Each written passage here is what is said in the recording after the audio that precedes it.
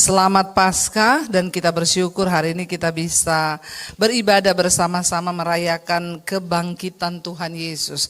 Kita bersyukur punya Tuhan yang bukan hanya mati, dia bangkit dan dia naik ke surga. Dan karena itu tidak sia-sialah iman kita, karena dia Tuhan yang menggenapi apa yang sudah dinubuatkan dan apa yang dikatakannya. Saudara, ketika Yesus akan disalibkan, dia berkata pada murid-muridnya, sebentar lagi aku akan diserahkan ke tangan orang berdosa dan aku akan mati. Tetapi kamu jangan takut, sebab pada hari yang ketiga aku akan bangkit. Pada waktu itu murid-murid tidak percaya dan Petrus dan yang lain berkata, kami pasang badan Tuhan, siapa yang berani membunuh engkau? Petrus bilang, langkahi dulu mayatku. Ya, dan ternyata ketika Yesus ditangkap, semua murid melarikan diri. Bahkan Petrus menyangkal Yesus. Mereka takut, waduh jangan ikut-ikutan deh kita. Mending ngomong gak kenal aja. Daripada kita juga kena masalah. Gak main-main, hukum mati, salib. Ya, dan Yesus dianggap sebagai seorang yang patut dihukum mati karena dia dianggap menghujat agama Yahudi dan menghujat Allah. Sebab dia berkata dia akan merobohkan bait suci dan akan membangunnya kembali dalam waktu 3 hari. Itu adalah satu kata-kata yang sangat menghujat, sebab bait suci itu adalah bangunan yang sangat sakral bagi orang Yahudi. Karena di situ dianggap tempat Tuhan hadir. Untuk mencari tempat mereka beribadah dan mempersembahkan korban dan menerima pengampunan dosa. Lalu Yesus disalib karena dianggap menghujat Tuhan, menghujat Allah. Tapi dia berkata pada murid-muridnya, jangan takut, 3 hari saja aku akan bangkit. Tapi ketika Yesus mati, semua murid lari. Lalu siapa saudara yang datang mengambil mayat Yesus? Yusuf Arimatea. Dia seorang kaya dan seorang guru besar di Sanherib, dia guru besar agama Yahudi. Tapi kemudian dia percaya kepada Tuhan Yesus. Ya, tapi dia nggak ikut Yesus seperti murid-murid yang lain, dia diam-diam percaya. Dia dan Nikodemus juga seorang guru besar Yahudi yang pada waktu tengah malam datang kepada Yesus. Ingat kisahnya Nikodemus, dia bilang begini, Tuhan, dia datang malam-malam karena takut ketahuan sebab dia gurunya orang Yahudi. Tuhan, aku percaya engkau Mesias. Kenapa? Karena aku melihat tanda-tanda yang kau buat. Manusia biasa tidak bisa melakukan itu. Engkau menghidupkan orang mati. Engkau menyembuhkan orang buta melihat, orang lumpuh berjalan. Manusia biasa kalau bukan karena dia itu Allah, gak mampu melakukan itu semua. Dan Yesus berkata kepada Nikodemus, kalau engkau tidak dilahirkan kembali, kau tidak mungkin masuk dalam sorga. Saudara tahu, Nikodemus seorang guru besar yang tidak terang-terangan menyatakan imannya, diam-diam dia percaya Yesus, sama dengan Yusuf Arimatea. Alkitab berkata ketika Yesus mati, Yusuf Arimatea seorang kaya raya, dia menghadap kepada Pontius Pilatus. Dia minta mayatnya Tuhan Yesus untuk dia bawa pulang. Dan siapa yang datang membawa rempah-rempah untuk penguburan Yesus? Nikodemus. Murid yang lain yang mengikuti dia selama 3 tahun, semua pergi dan menghilang. Nggak tahu di mana. Semua mengaku tidak mengenal Yesus, tapi 2 orang ini, mereka diam-diam percaya. Nah ketika Yesus mati, mereka yang terang-terangan datang ambil mayatnya, diturunkan dari Bukit Golgota. Di bawah Bukit Golgota itu ada taman yang hari ini kalau saudara pernah ke Israel itu namanya Garden Tomb. Di situ ada kuburan kosong. Kuburan itu kuburan milik Yusuf Arimatea, dia orang kaya. Ada gua batu di situ yang dijadikan kuburan. Orang Yahudi zaman dulu kalau ngubur orang itu di gua batu, nggak di tanah seperti kita. Dimasukin di gua batu dulu, ditunggu sampai 1 tahun atau lebih setelah membusuk, tinggal tulangnya. Tulangnya itu diambil, dimasukin toples, ditaruh di gua-gua. Atau dimasukin peti kecil, tulangnya tok. Lalu kubur itu bisa dipakai lagi untuk keluarga yang lain. Ya kalau di sini saudara beli San Diego, ya toh, tapi kan itu enggak bisa 1 orang gantian ya. Makanya ada keluarga yang bilang saya sudah punya Bu 1 keluarga di situ, 5 lubang. Ya, 1 kubur 1 M. Jadi saya tanya, kapan ibu masuk rencana ke dalam? Jangan ngomong begitu Bu Debi. Orang kalau sudah beli lubang harus siap masuk, ya toh? Kalau belum siap masuk jangan beli lubang. Mending uangnya buat bangun gereja di desa, amin. Ya. Di sana itu orang kaya beli gua batu, lalu di situ taruh jenazahnya, dipakein rempah-rempah, ditunggu sampai 1 tahun membusuk, baru tulangnya diambil. Nah, Yusuf Arimatea punya kuburan keluarga yang belum dipakai, belum pernah ada yang pakai, tapi dia sudah siapin. Satu lubang itu kan satu gua bisa dipakai gantian, kan nggak mungkin mati bareng toh. Tapi mati bareng juga cukup kok, kita masuk ke dalam guanya bisa kok, gede. Yusuf Arimatea bilang, kubur saja di kuburan saya, dekat dengan bukit Golgota, turun sedikit ke bawah, itu ada taman di situ. Ya, taman apa? Minyak zaitun, anggur di situ banyak. Dan dibawalah dia ke situ, di gua itu Yesus dikuburkan. Waktu istrinya Yusuf Arimatea tahu bahwa dia itu dikubur di situ, istrinya marah, kenapa kau pinjamkan itu kuburan? Lalu Yusuf bilang, gak apa-apa, cuma 3 hari. Tapi ini tidak ada di Alkitab. Ini saya yang bilang. Ya, pasti kalau pulang istrinya tanya, karena kan dia nggak ngomong sama istrinya toh. Istri-istri itu kan biasa tanya, kenapa kau sudah pakai itu? Kita kan belum pakai itu, kuburan keluarga. Yusuf bilang, tenang, Yesus sudah bilang cuma 3 malam saja. Nanti hari yang ketiga dia bangkit ya. Dan akhirnya saudara, ketika Yesus pada hari yang ketiga benar, ketika Yesus mau dikubur, itu tentara Romawi bilang sama Pontius Pilatus, dia itu ngomong waktu semasa dia hidup, nanti dia akan bangkit hari yang ketiga. Daripada nanti murid-muridnya curi jenazahnya, terus dia bilang dia bangkit, maka akan semakin besar penyesatan di sini. Jadi mending kita kasih tentara untuk jaga kuburnya. Kubur itu bentuknya gua, lalu ditutup pakai batu besar bentuk bulat, didorong saudara. Dorong batu kecil aja kita nggak bisa angkat, apalagi batu besar itu harus didorong ratusan orang baru bisa gerak. Makanya mereka bilang lebih baik taruh penjaga supaya jangan mereka curi jenazahnya, lalu mereka bilang dia bangkit, dijaga sama tentara. Hari yang ketiga Maria Magdalena dan beberapa temannya datang ke situ, buka bersama Matius 28 ayat yang pertama. Judul perikopnya di sana tulisannya kebangkitan Yesus. Setelah kita baca bersama ya supaya enggak ngantuk. Saya tahu ini ada beberapa yang ngantuk ini, matanya sudah sayup-sayup. Padahal saya di sini keringetan dan saudara ngantuk. Ya, yuk kita baca. Setelah hari Sabat lewat, Matius 28 ayat yang pertama. Kalau enggak ada di layar, bukalah di handphone saudara. Yang handphonenya tidak ada aplikasi Alkitab, bertobat, auto masuk neraka kau. Kenapa handphonemu tidak kau download itu aplikasi Alkitab? Selama masih ada waktu, baca Alkitab, amin. Saudara baca aja belum tentu bisa melakukan, apalagi yang tidak baca ya.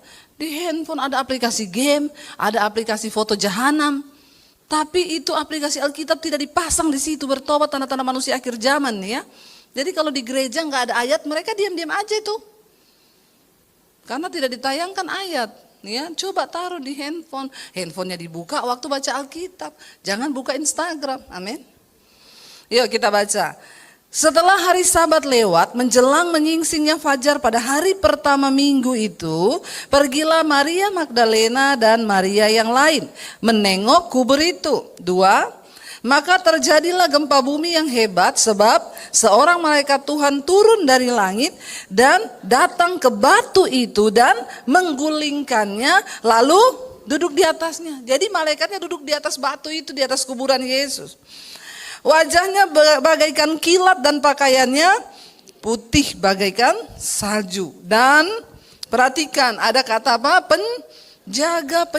Jadi kalau ada fitnahan yang bilang Yesus itu tidak bangkit, ya dia juga tidak dibunuh, mayatnya dicuri. Ini kan fitnahan-fitnahan yang berikutnya Alkitab sudah catat semua itu. Dan dikatakan bahwa penjaga itu tentara yang menjaga kuburan Yesus gentar, ketakutan dan menjadi seperti orang-orang mati kan ada malaikat datang menggulingkan batu. Akan tetapi apa di sana dikatakan? Malaikat itu berkata kepada perempuan-perempuan itu, janganlah takut sebab aku tahu kamu mencari Yesus yang disalibkan itu. Ia tidak ada di sini sebab sama seperti yang telah dikatakannya. Mari lihatlah tempat ia berbaring. Dan segeralah pergi dan katakanlah kepada murid-muridnya bahwa ia telah bangkit dari antara orang mati. Ia mendahului kamu ke Galilea. Di sana kamu akan melihat dia. Sesungguhnya aku telah mengatakannya kepadamu. Mereka segera pergi dari kubur itu dengan takut dan dengan sukacita yang besar. Dan berlari cepat-cepat untuk memberitahukannya kepada murid-murid Yesus. Tiba-tiba apa? Yesus berjumpa dengan mereka dan berkata, salam bagimu. Mereka mendekatinya dan memeluk apa? Kakinya serta menyembahnya. Berarti Yesus nyata nggak wujudnya? Nyata, karena kakinya bisa dipegang. Dia bukan hantu, dia bukan setan. Tapi Yesus hidup. Bukan bangkit sebagai hantu yang tidak bisa dilihat loh. Makanya ketika Thomas berkata, aku tidak percaya dia bangkit. Sebelum aku mencucukkan jariku di lubangnya yang pernah ditusuk lambungnya itu. Dan akhirnya Yesus muncul depan Thomas. Dan Yesus bilang apa? Peganglah.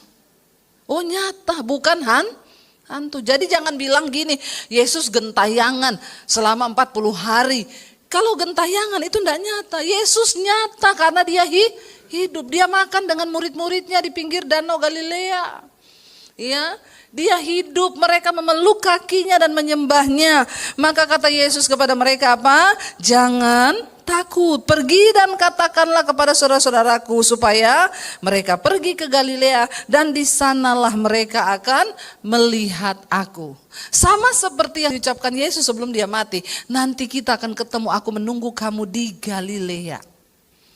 Saudara, ketika Yesus bangkit, hal pertama yang dikatakan malaikat kepada Maria dan teman-temannya, dia berkata apa? Janganlah kamu takut. Sebab saat itu ketakutan yang besar sedang melingkupi semua murid Yesus. Mereka takut kalau sampai mereka ini disangkut-sangkutkan bisa dihukum mati. Karena Yesus dianggap sebagai orang yang sangat menyesatkan pada waktu itu. Orang Yahudi tidak suka Yesus sebab Yesus membuka semua topeng-topeng kebusukan mereka. Yesus datang dan berkata, hai kamu keturunan ular beludak.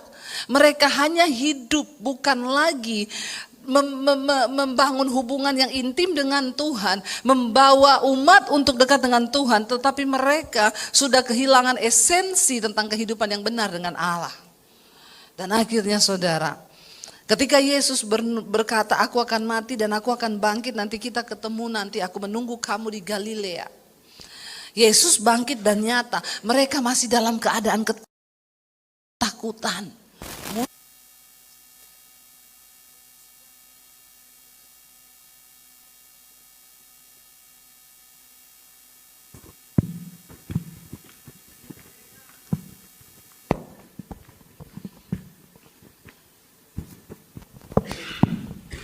Mereka tercerai-berai, mereka takut, mereka akan kena dampaknya.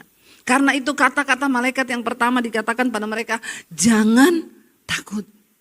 Hari-hari ini apa yang kita takutkan? Kebangkitan Kristus membawa sebuah jaminan bagi kita bahwa kita percaya Yesus tidak akan sia-sia.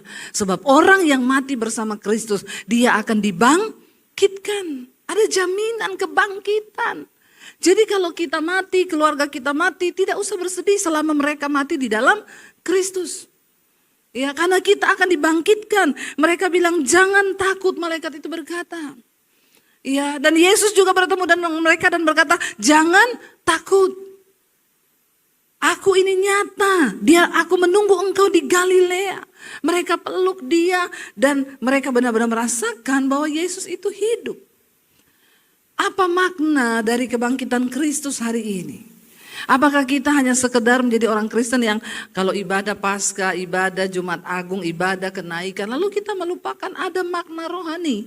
Kita bersyukur kita ini jadi Kristen, Tuhan itu apapun yang dia lakukan itu dia suruh kita teladani.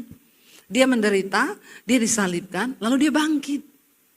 Kita pun harus melewati tahapan-tahapan yang sama.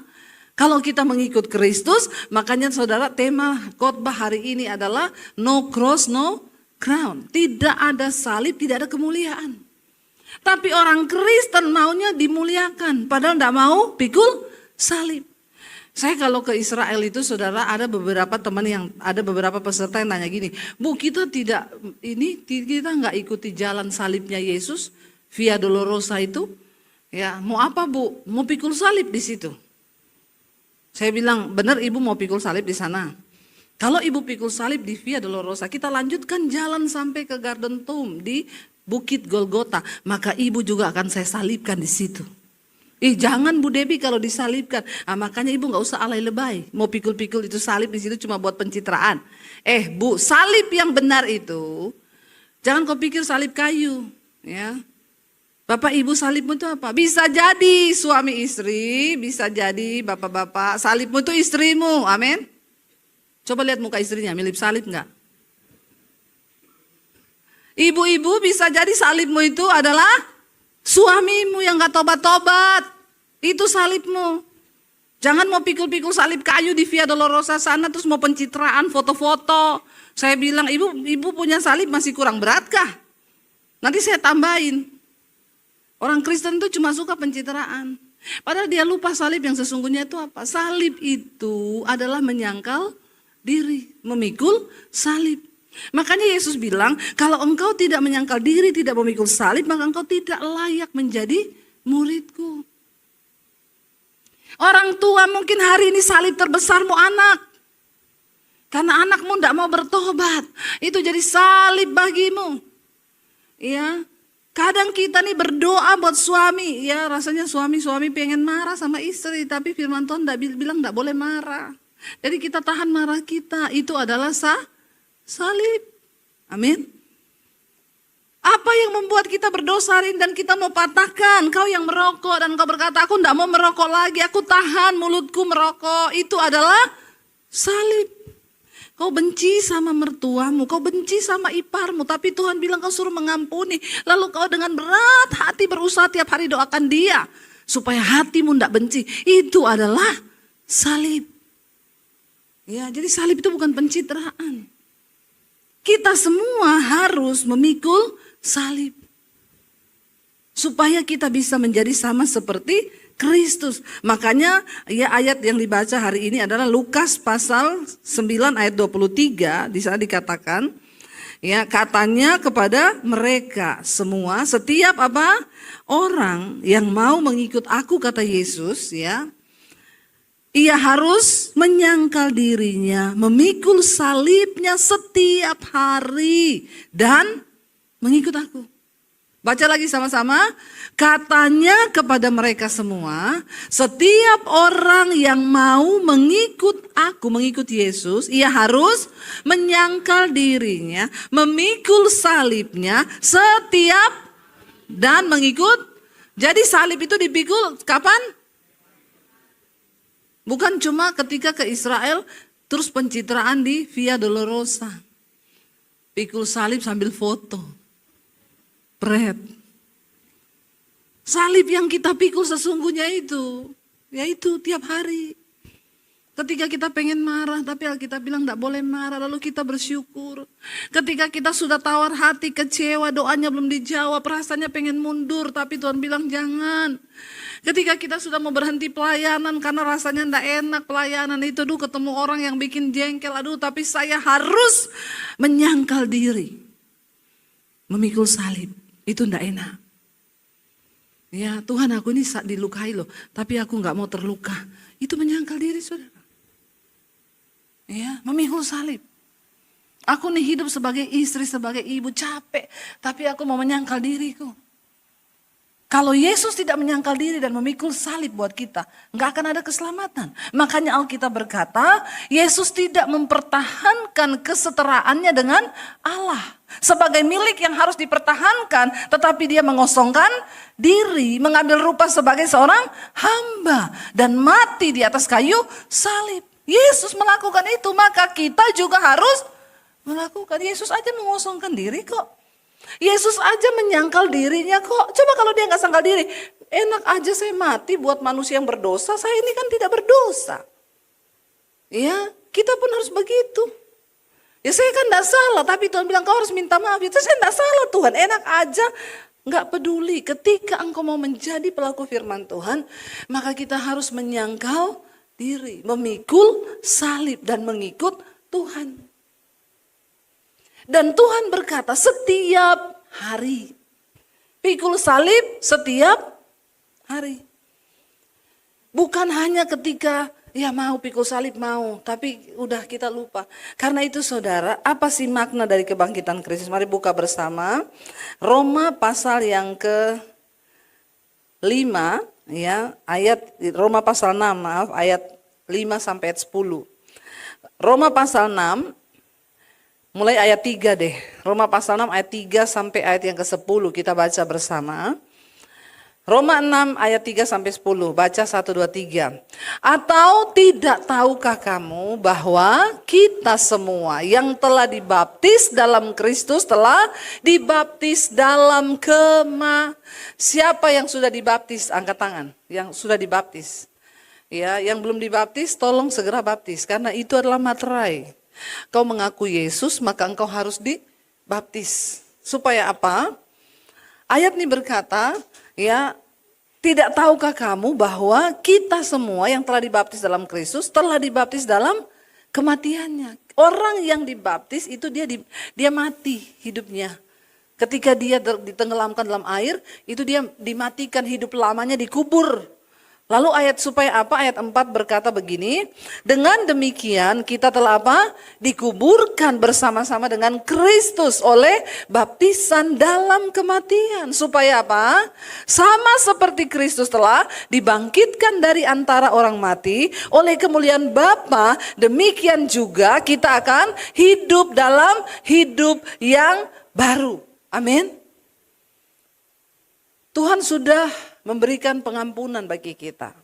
Dia beri jalan. Sehingga setiap orang yang terima Yesus, waktu kau terima Yesus, dosa-dosamu di masa lalu auto terhapus karena pengorbanannya. Tetapi setelah engkau menerima Yesus, dibaptis, engkau hidup baru. Hidup baru ini pilihan. Tadi saya di mobil sharing dengan suami. Dan suami saya mulai berkhotbah, saya mendengarkan. Tapi saya diberkati saudara. Dia bilang gini, iya ya kalau dipikir-pikir ya. Orang Kristen tuh ya. Sebenarnya sudah dikasih aturan loh. Tuhan bilang habis dibaptis terima Yesus hidup baru. Tapi kan dalam kita lihat tidak semua kan orang hidup baru, orang Kristen itu. Suami saya bilang itu kan pilihan. Hidup ini adalah pilihan. Kamu sudah sama-sama terima Yesus. Mau hidup baru atau lama itu pilihanmu. Tapi untuk semua ada konsekuensinya. Ya. Lalu kita ngobrol saudara.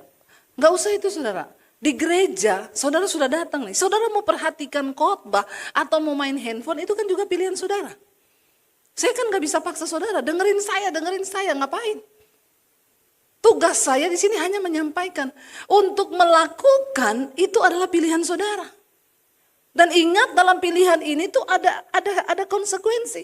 Kalau engkau mau taat mendengarkan apa yang Tuhan bilang, maka engkau akan menerima berkat. Kenapa Tuhan suruh kita hidup baru? No cross, no crown. Tidak ada salib, tidak ada kemuliaan. Tidak ada mahkota.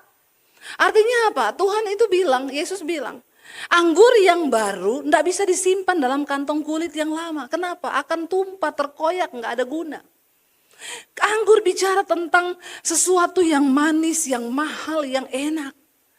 Hidupmu tidak akan bisa Tuhan curahkan kemuliaannya kalau hidupmu masih hidup yang lama. Makanya banyak orang Kristen tapi tidak diberkati, tidak ada damai sejahtera, nggak ada sukacita, berkat terhalang, hidupmu stuck, mati. Kenapa? Karena kau memilih untuk tidak menjadi manusia baru. Untuk menerima kemuliaan kita harus jadi kantong kulit yang baru supaya anggur baru Tuhan bisa dicurahkan dalam hidup kita. Kalau tidak bisa saudara. Ya, anak-anak muda engkau harus berubah. Ambil pilihan untuk berubah. Berubahnya itu apa? Ayo kenali firman Tuhan. Kau yang dulu malas jadi rajin. Ya, bangun nilai dirimu. Karena tidak ada orang lain bisa bangun nilai dirimu kecuali kau. Saya dulu punya pilihan. Saya punya pilihan untuk ikut Yesus atau tidak ikut Yesus. Saya punya pilihan untuk saya jadi orang benar atau jadi orang berdosa. Saya punya pilihan untuk jadi hamba Tuhan atau jadi ani-ani. Ya begitu kan? Semua kan hidup ini pilihan. Dan pilihanmu yang akan membawa engkau sampai kepada tujuan Tuhan. Orang Kristen sekarang tidak, anak-anak muda. Malas, gak mau bangun. Jam 12 bangun siang dia. Baru dia bikin status karena semua akan indah pada waktunya. Keong racun kau. Terlalu lama tidurmu, bangun. Kau pikir Tuhan akan memberkati orang yang gak mau berubah? Makanya kenapa Tuhan bilang sama Nikodemus, kamu tidak mungkin bisa melihat kerajaan Allah kalau engkau tidak dilahirkan kembali. Menjadi manusia baru. Apa itu manusia baru? Menyangkal diri. Saya ini dulu Debbie yang malas, yang bodoh, sukanya dugem, sukanya melakukan dosa. Setelah saya terima Yesus dibaptis, saya keluar dari baptisan dengan hidup yang baru. Dan besok adalah keputusannya harus ada di saya. Saya nggak mau dugem lagi, saya nggak mau bodoh lagi. Ya kan begitu bapak-bapak, saya nggak mau merokok lagi, saya nggak mau ini lagi, saya nggak mau. Semua itu pilihan kita. Ya, dan firman Tuhan udah kasih.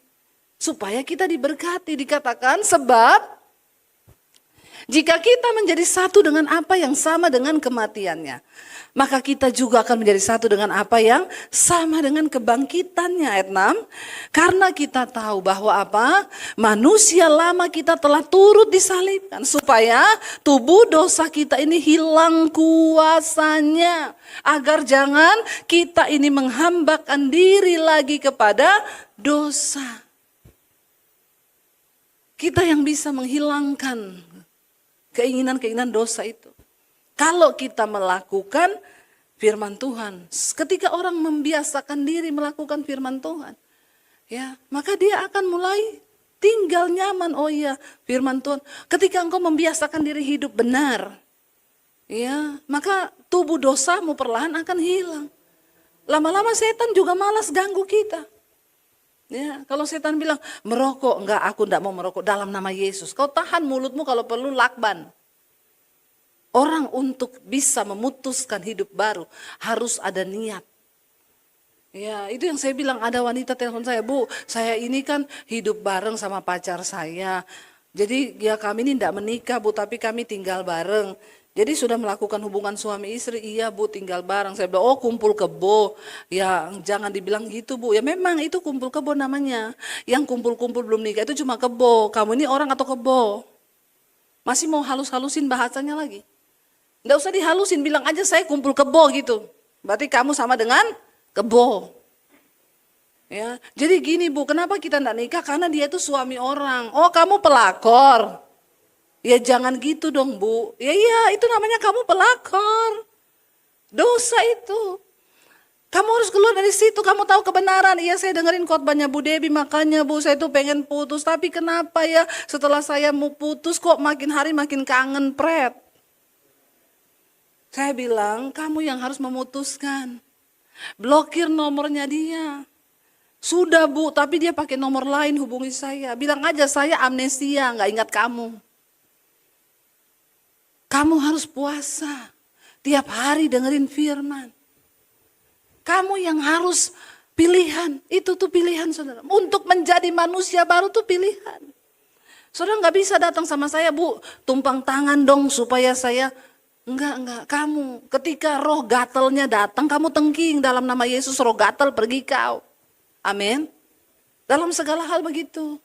Waktu kau benci mertuamu, ketika setan bicara di hatimu, itu mertuamu kurang ajar. Dalam nama Yesus, setan pergi kau, aku mengasihi mertuaku. Itu namanya niat.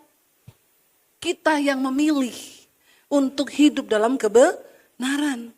Lalu dikatakan sebab siapa yang telah mati, ia telah bebas dari dosa. Kalau kita dibaptis, kita mati bersama Kristus.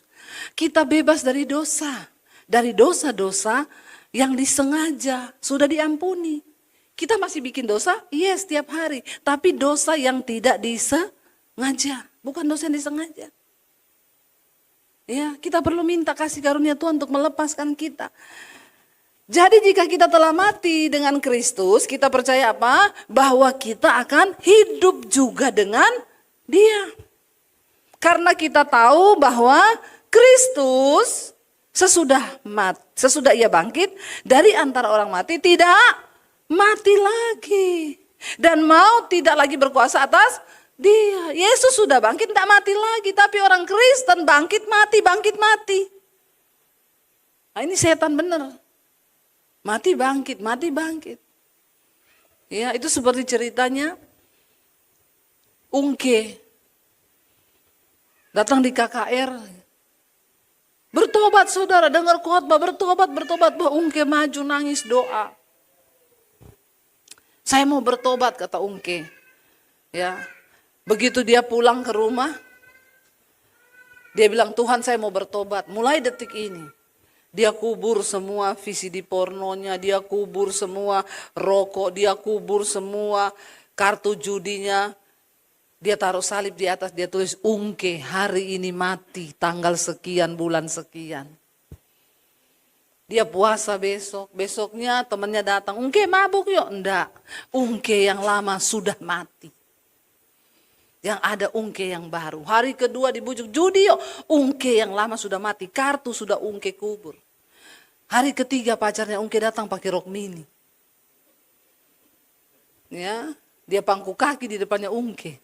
Kadang ini setan-setan ini sudah tidak menakutkan saudara. Setan-setan zaman sekarang ini cantik-cantik, menggoda. Jangan kau pikir setan itu menakutkan ya. Begitu pacarnya Ungke angkat kaki dan bilang, ayo Ungke yuk.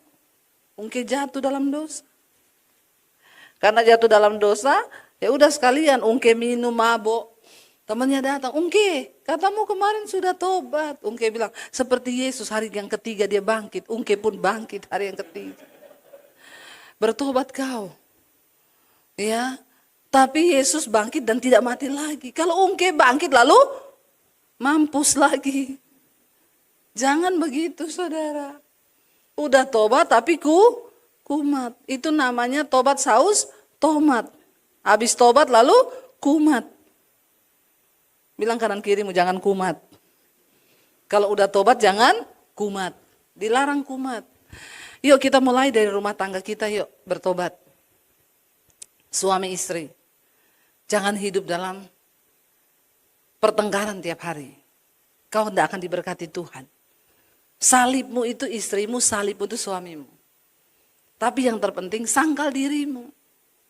Waktu iblis bilang, itu kebangetan suamimu. Itu kan setan yang ngomong toh. Suamimu itu kebangetan, tahu nggak kenapa kau mau terima suami kayak begitu. Bodoh kau. Tengking dalam nama Yesus. Aku mau menyangkal diri Tuhan. Aku terluka tapi aku enggak mau merasa. Nah sekarang ini ya di dunia ini statement-statement diputar balik semua ya. Saya lihat ada satu orang cewek bikin status. Hai wanita-wanita kamu tuh harus pintar kerja, pintar cari duit. Supaya apa? Kalau kau pintar cari duit nanti kalau kau menikah suamimu macam-macam. Kau mau bilang cerai tinggal cerai aja gampang karena kau punya duit. Itu kan bukan firman Tuhan yang ngomong. Tapi banyak orang Kristen masuk dan ngomong ini. Setuju cece, pret. Apakah cuma semudah itu hidup? Firman itu diputar balik. Yesus bilang kamu harus menyangkal diri. Tapi dunia kedokteran bilang sekarang begini. Kenapa orang kena autoimun? Karena terlalu banyak memendam. Soalnya kau kalau disakiti kau tidak keluarkan emosimu. Kau pendam, akhirnya kau jadi sakit di dalam, kau kena autoimun. Jadi kalau kau mau marah-marah aja. Kau mau pukul orang, pukul saja. Nah, ini yang dunia ajarkan hari-hari ini saudara. Padahal firman Tuhan tidak ajar begitu. Firman Tuhan ajar sangkal dirimu. Kasihilah sesama manusia seperti yang kau mengasihi dirimu sendiri. Hati-hati loh dengan statement yang hari-hari ini banyak beredar di sosial media. Akhir zaman, firman Tuhan dikabur-kaburkan, diputar balik supaya kelihatannya benar. Yesus berkata dia mati, kematiannya terhadap dosa cuma satu kali. Untuk selama-lamanya dan kehidupannya adalah kehidupan bagi Allah. Nah kita harus seperti itu. Hari ini Yesus sudah bangkit. Bilang kanan kirimu, kamu juga harus bangkit. Ya, bilang sama istrimu, bilang sama suamimu. Lihat istrimu coba, lihat. Suami istri lihat-lihatan, jangan lihat istri orang Pak, lihat istrimu Pak. Ya, lihat istrinya, mau lihat istri aja nggak mau loh. Ini bapak-bapak ini memang perlu dibaptis, direndam 15 menit nih ya. Lihat istrimu, ngomong ayo bangkit ya kita berdua ya. Suami istri, ayo bangkit. Percuma kau Kristen, kalau hidupmu nggak berubah. Mending nggak usah, ya. Ayo kita sungguh-sungguh mau menghormati Tuhan. Dia sudah mati, dia lakukan yang terbaik. Untuk apa saudara? Bagaimana kita memaknai kematian dan kebangkitan Kristus? Tuhan, engkau sudah mati, engkau bangkit, dan engkau hidup bagi Allah. Sekali selamanya aku pun mau mati, bangkit, dan aku mau hidup bagi Tuhan. Amin. Untuk melakukan firman-Nya. Kita bangkit berdiri bersama.